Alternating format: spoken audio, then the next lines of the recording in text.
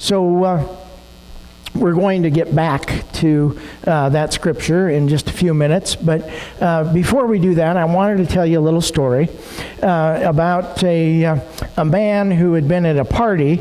And sometimes it happens, that you stay a little longer than you had planned at this party. He was running late. He had told his wife that he was going to be home at a certain time, and he had gotten involved in conversation and was having a good time. And, it wasn't that far away. He had walked to the party, and now he had to walk home. But he just knew that his wife was going to be upset with him because he was so late.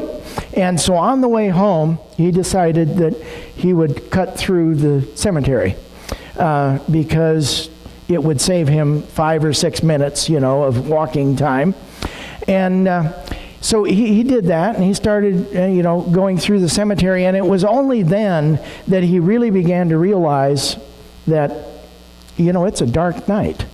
It was cloudy. There was no moon. There wasn't even a star. And as he got further and further and further into the cemetery, he realized just how dark it was, because the light from the street lights was really beginning to fade away. And eventually, it was pitch black. He couldn't see his hand in front of his face, but he knew the way. He had cut through there 100 times before. There was almost a worn path from people doing this all the time. And then, of course, it happened. He hit a mound of dirt that he couldn't see, and he tripped and he fell into an open, freshly dug grave. Well, he didn't get hurt because the dirt was nice and soft, because obviously it was a fresh digging. But if you think it was dark on the surface, imagine how dark it was 6 feet, below the surface. So he began to feel around on the walls of the grave, looking for something, some root or a piece of grass or a weed, anything that he could grab hold of that would help him lift himself up out of that grave.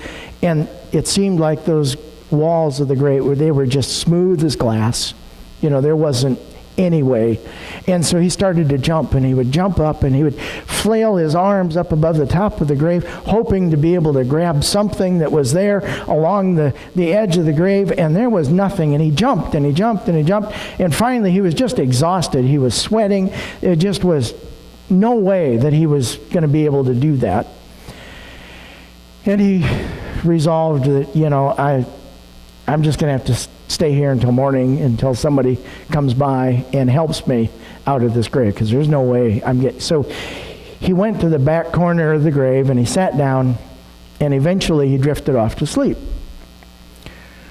Well, then something woke him up. And what woke him up was the rustling around and the dull thud of another person following the same shortcut through the same cemetery, and had also fallen into the same grave. And this poor fellow did exactly what the first one did. He was feeling around on the walls of the grave looking for a way out. He was jumping and jumping and jumping and not getting anywhere.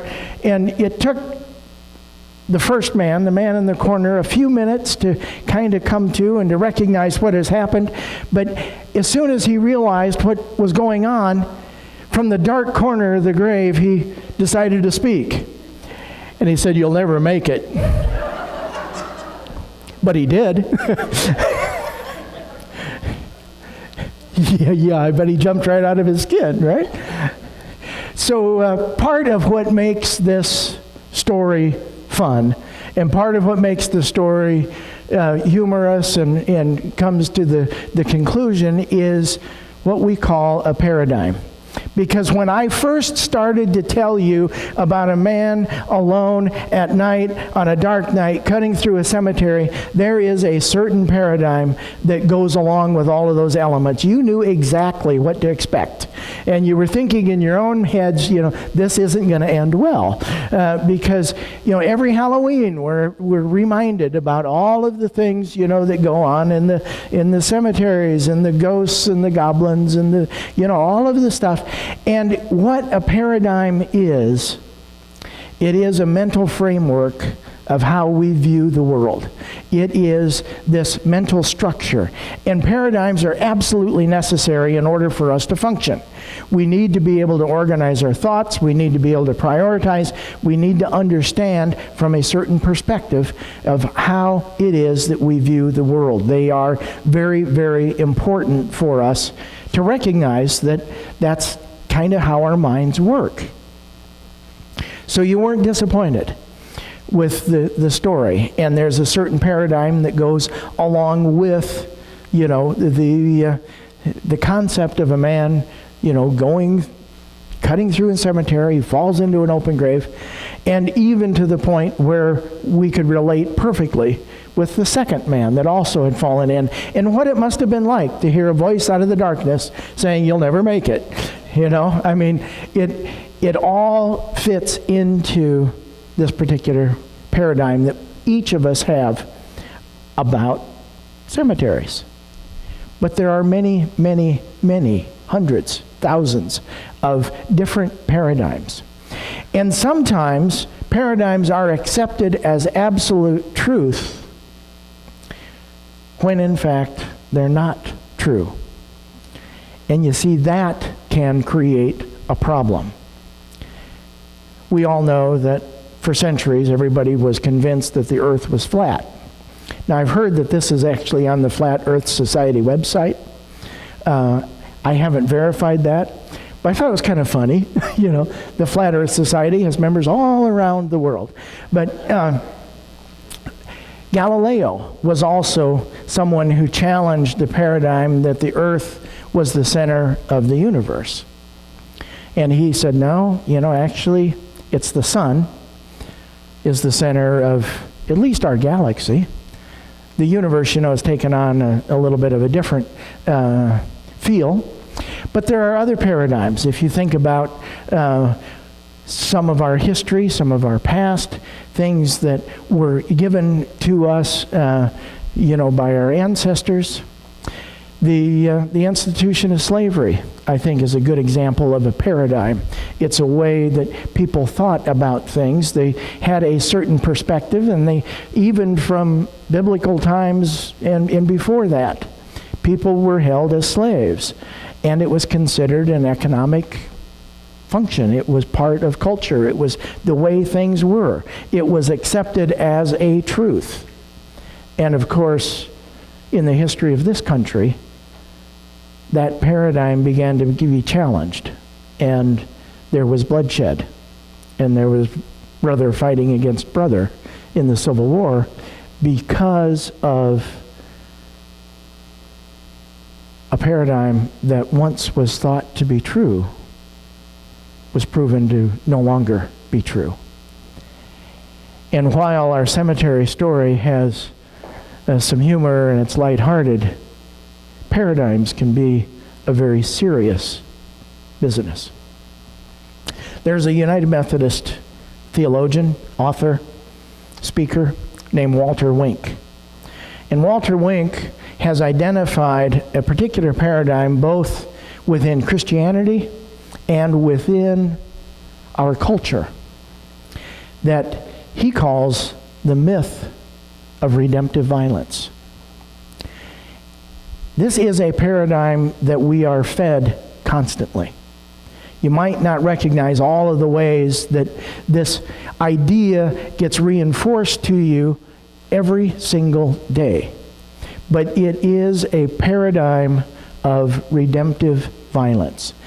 It is the thought process, it is the mental framework that violence solves problems. It is the mental framework that violence is an answer to a particular problem.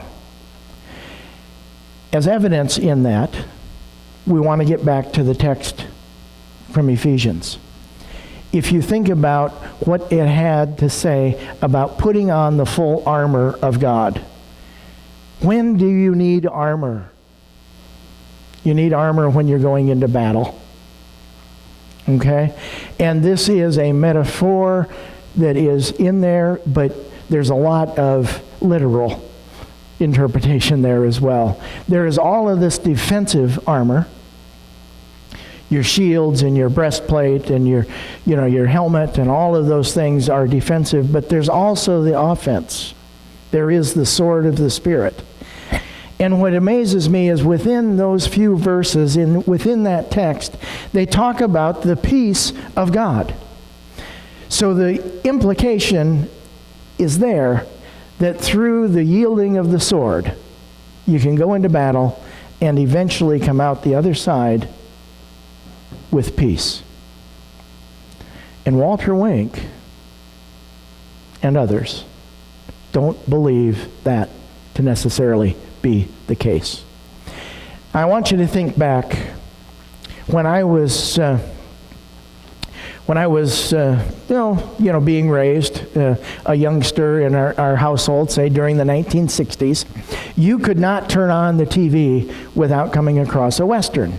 They were just hugely popular, right? Bonanza and Gunsmoke and The Rifleman and all of that. And the basic plot line of the Western is that we have all of this group of happy people, everything is great, somebody does something really bad, and they usually had a black hat on, and then there is some sort of a confrontation, and the good guys overcome the bad guys at the OK Corral. Okay? That's your basic plot line. But culturally, the Western reinforced the idea that violence solved those problems, that there was an act of redemptive violence every time the bad guy was shot. More recently, we've had the Star Wars trilogy, and I don't know if if everybody saw Star Wars or not, but in the very first film, the rebels are up against the evil empire, and eventually they overcome all of their obstacles, and they blow up the Death Star. And everybody cheers when the Death Star gets blown up. But now we have 26 episodes after, so obviously, blowing up the Death Star didn't solve the problem, did it? The evil empire continues. Superheroes have been with us in comic books forever, and superheroes are always up against some sort of an evil villain, and there's always a confrontation at the end, and the superhero prevails with violence over the villain. But it's not just movies and comic books. Think about the states that continue to enforce capital punishment, for example. I'll just leave you with this thought about capital punishment. I find it odd that we kill people to demonstrate that killing people is wrong. The fact that we are at war on a number of fronts, this nation, we have been constantly for 3 or 4 decades now. When Jimmy Carter left office was the last time that this country had not dropped a bomb or fired a bullet in their military. We've been at war ever since, somewhere on the planet. The casualties of war are not just the soldiers. There are always civilians, always children. Homes are destroyed, businesses are destroyed. The thinking that violence can somehow be redemptive, that we can be redeemed, that we can somehow move beyond the place where we are, that somehow violence will do some good, is what Walter Wink identifies as the myth of redemptive violence. In other words, it is not true. But it's not just culturally either. It shows up in Christianity. Think about the story of Moses and the Pharaoh. Okay, there's lots of violence in there, and they send plague after plague after plague, and Moses keeps saying, "Let my people go," and the Pharaoh said, "Nah, what else you got? I'm up for this." And finally, the Pharaoh, he gives in, and he says, "Yeah, go ahead, get out of here. I'm tired of this. Don't want to see your face. You're welcome to leave." So all of the Egyptian slaves, they take off and they get to the Red Sea, and the Pharaoh changes his mind, and he sends all of the Egyptian the Egyptian soldiers. The Israelites are at the Red Sea. Anyway, they're and Moses parts the Red Sea, and the good guys get to pass through, and then here come the chariots and all of the soldiers, and the Red Sea collapses in, and all the soldiers drown. And that is redemptive violence. We have the story of the Passover, where you do these things, you mark your door in a certain way, and the angel of death is going to pass over. But if you don't, there is violence, and there's death. If you've never read the story of the occupation of the Promised Land, the idea that God gives a certain country or a certain parcel of land to a particular people, and with that knowledge, then they are able to go in and do whatever they care to do to the people that are already occupying that promised land. There are things that you would think would never show up in the Bible that are part of that occupation story. And that is redemptive violence. The idea that God would request of Abraham the sacrifice of his son Isaac is indication that the paradigm of redemptive violence is so instilled. It has been with us for millennia. Thousands and thousands of years, this paradigm has been in place. Now, these are all Old Testament stories. But the letter in Ephesians tells us that it carries over into the New Testament as well.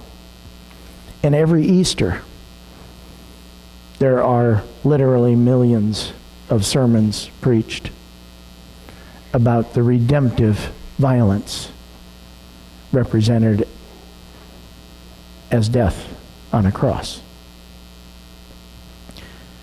The question for us becomes then, do we confront a paradigm that may not be true? Do we confront our heritage? Do we confront our tradition? And say, you know what? History has taught us that violence is never redemptive. It's just not. Never has been, never will be. Violence only begets violence. The thought crosses my mind, and I wonder to myself sometimes privately, I wonder if the United States is the most violent country in the world, and we are by far the most violent country in the world.